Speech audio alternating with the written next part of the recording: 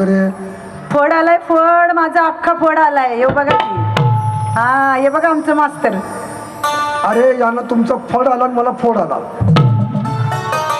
नाही म्हणजे तुम्हाला काय म्हणायचंय दादा? ऐका, जत्रा नाही आहे, जयंती आहे, जयंती. वय वय आमासनी चांगलं ठेवाय. जत्रा ते ठीक आहे. महापुरुषांची जयंती हा इथं इनद भाऊनी बोलवले आम्हाला. तेच मला तर सांगायला आले. तुम्हाला माहित आहे का, नामदेव भाऊ, इनद भाऊ, आमचा अविनाश दादा. हा रातच्याला फोन केला होता, ताई तुम्हाला उद्या यायचंय. कुठं? आळे फाट्याला? हा इकडं मुलुंड मध्ये. बर बर बर. हा आम्ही आलोय आणि माझा संच आला यावं समजा. होय आता एक जण येईल बघा आता. म्हणजे त्या विठाबाई भाऊ मग नारायणगावकर तुम्ही सीमत आहे कराड करीन काय तुम्ही नाव लावायचे बघा दादा. आणि तुम्हाला सांगते दादा, तुम्हाला हेच म्हणायचं आहे ना की इथं महापुरुषांची जयंती आहे, जत्रा नाही. आता आम्ही पडलो लोक कलावंत, गावागावात जाऊन तमाशाचा कार्यक्रम करतो. बर बर. आणि मग मला सांगा, तमाशा नाही ना. अहो मग तेच सांगते की ही लोककला आहे की हो, महाराष्ट्राची लोककला आहे, तमाशा लावणी. पण प्रबोधनाचा कार्यक्रम चाललाय. तेच सांगते हो दादा, ऐकून तर घ्या. हा आम्ही लोककलावंत, आम्ही तमाशा कलावंत महाराष्ट्रात भारतात जागोजागी जातोय की हो. जत्रा असो नाही तर काय बी औचित्य असो, आम्ही आमचा तमाशाचा फड घेऊन जातो. आम्हाला एवढा मोठा स्टेज मिळतो, एवढंही असलं मुलं बोलायला, लाऊड स्पीकर वगैरे सगळं काय काय काय काय असतं. आणि इथं बोलायला एवढा मोठा स्टेज मिळतो आणि त्या स्टेजवर आम्ही बोलतो. आमच्या सगळ्या लाखो कलावंती. विचार मंच, विचार मंच, आणि त्या विचार मंचावर बोलण्याचा आम्हाला हक्क अधिकार दिला कोणी? बरं? अहो त्या संविधानानं दिला ना. हा बरोबर आहे का नाही मंडळी?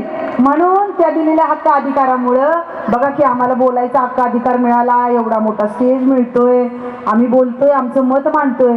हा अधिकार मिळाला म्हणून हे जमलं. नाही तर कुठं होती हो स्त्री? भारतामध्ये स्त्री हजारो वर्ष गुलामच होती बघा. चूल मूल रांधावाडा उष्टीकाडा एवढंच पदरात होतं तिच्या. शिक्षण तर कोसो दूर होतं. आणि मग अशा वेळेला काय झालं? 1 जानेवारी सन 1848 ला राष्ट्रपिता क्रांतिबा ज्योतिबा फुलं आणि डॉक्टर बाबासाहेब आंबेडकर, क्रांतिज्योती सावित्रीमाई या तिघांनी सुद्धा या शिक्षणाची अशी काही कास धरली. 1 जानेवारी सन 1848 ला शाळेचा पहिला दरवाजा पुण्यात उघडला. आणि भारतातल्या प्रत्येक स्त्रीला शिक्षण मिळू लागलं. आणि मग काय झालं? याच शिक्षणाच्या मंदिरात घटनेचा सुवर्ण कलश डॉक्टर बाबासाहेब आंबेडकरांनी मांडला. आणि मग काय झालं?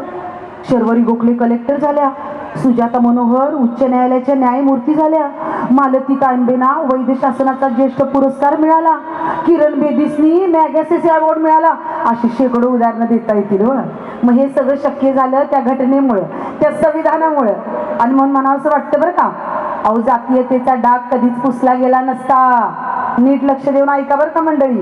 अहो जातीयतेचा डाग कधीच पुसला गेला नसता. हा भारतीय बहुजन समाज आनंदानं कधीच हसला नसता हो. अहो जर का घटनाच लिहिली नसती ना डॉक्टर बाबासाहेब आंबेडकरांनी, जर का हे संविधानच लिहिलं नसतं ना डॉक्टर बाबासाहेब आंबेडकरांनी, तर हा महाराष्ट्रात काय हो, भारत सुद्धा जगाच्या नकाशात कुठंच दिसला नसता. बरोबर ना? मग जोरदार वाजवा की काय बारीक बारीक वाजवत आहे अंगाशी.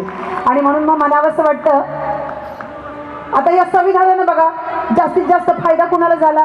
तर तो आम्हा भारतातल्या महिलांना झाला. अहो लय झालाय. थोडक्यात सांगते, शिक्षणाचा अधिकार तर मिळाला, पितृसत्ताक संपत्तीचा अधिकार मिळाला, राजकारणात प्रवेश करण्याचा अधिकार मिळाला. आज मला सांगा, आपल्या भारताची राष्ट्रपती आदिवासी समाजातील द्रौपदीताई मुर्मू आहेत. हा अधिकार दिला कोणी? तर तो संविधानानं दिला. मान सन्मानानं जगण्याचा अधिकार मिळाला त्या भारतीय संविधानाला. तुम्हा आम्हा भारतीय महिलांच्या वतीनं मी आज मानाचा मुजरा करते. आणि या ठिकाणी सांगावंसं वाटतं, काल नारीला होती छळत म्हणून ती, आणि आज भीमामुळं ती सावित्रीमुळं ती होती राष्ट्रपती. काल फुकीत होती चूल, तिच्या काकेला होत मूल, माझ्या भीमानं हे केलं, नारी जीवनाचं सोन झालं. दोरी पाळण्याची काल होती तिच्या हाती, आणि आज भीमामुळं त्या सावित्रीमुळं ती होती राष्ट्रपती. या देशाची होती राष्ट्रपती. ऐका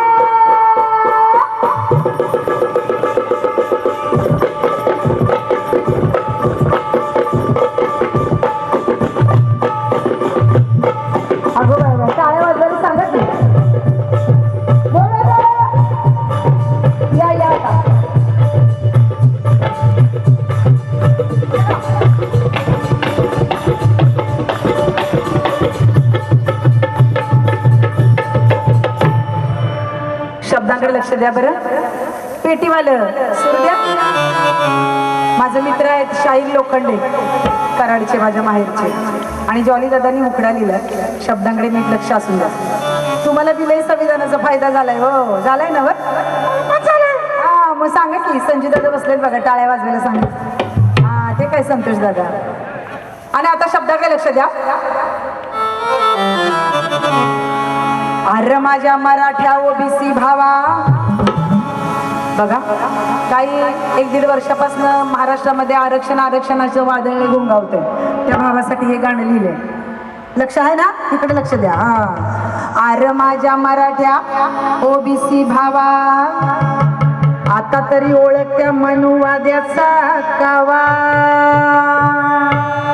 आणि स्वतःच्या धडावर स्वतःच मस्तक ठेव, आणि नको वाजवू त्या गुलामीचा बेसुरा पावा. आणि मग त्याला सारखं समजून सांगावंसं वाटतंय मला. हा सांगते. आरक्षणाचं जनक कोण माहित नाही, संविधानात कुणी तरतुदी केल्यात माहित नाही, मग म्हणून सांगावंसं वाटतंय. अरे तुझ्या डोक्यात कसं काय येईना र माझ्या भावा, ऐकतोस ना व. अरे तुझ्या डोक्यात कसं काय येईना. मग आता काय करायचं त्या भावानं? आधी बघ वाचून भीमाची घटना, बघ वाचून भीमाची घटना.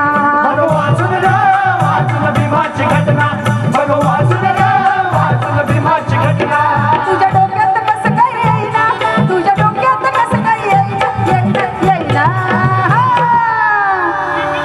मग आधी वाचून भीमाची घटना, बघ वाचून भीमाची घटना.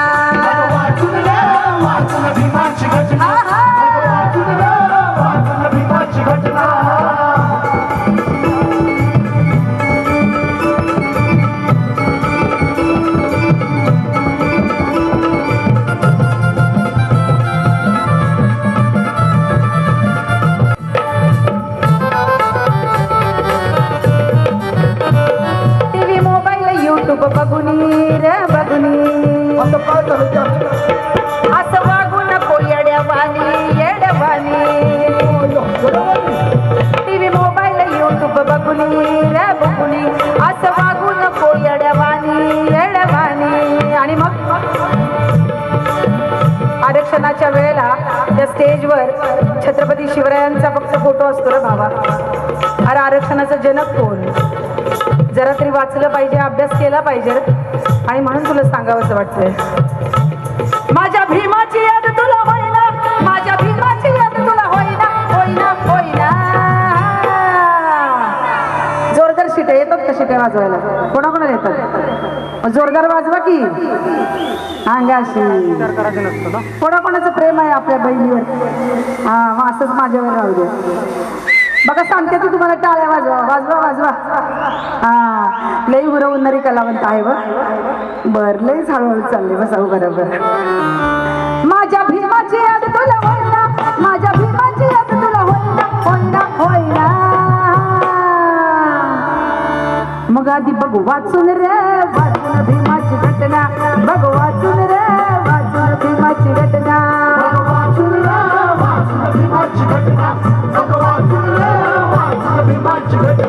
तुझ्या डोक्यात कसं काय येईना, तुझ्या डोक्यात कसं काय येईना रे भावा. आधी बघ वाचून भीमाची घटना, बघ वाचून भीमाची घटना. बघ वाचून भीमाची घटना, बघ वाचून भीमाची घटना. बघ वाचून भीमाची घटना, बघ वाचून भीमाची घटना. बघ वाचून भीमाची घटना, बघ वाचून भीमाची घटना. आवडला असेल तर जोरदार टाळ्या. जॉली दादांची संकल्पना की मनोरंजनातून प्रबोधन कसं व्हावं. Thank you so much. थँक्यू.